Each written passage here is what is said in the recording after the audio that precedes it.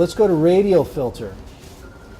So radial filter can be used in a couple of ways. It can be used to control the area outside of the radius or the circle or inside.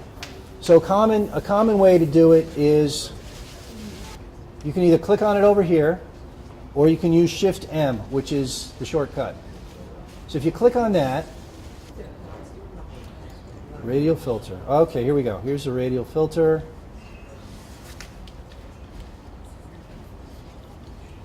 And it's all zeroed out here. So what I want to happen outside the image, typically, I want to darken it.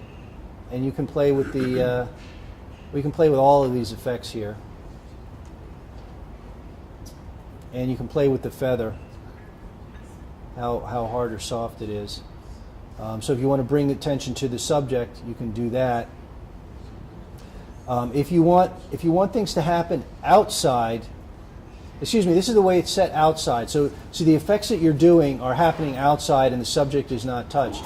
If you want to invert that, you just click on invert and then your subject is affected. So I'm going to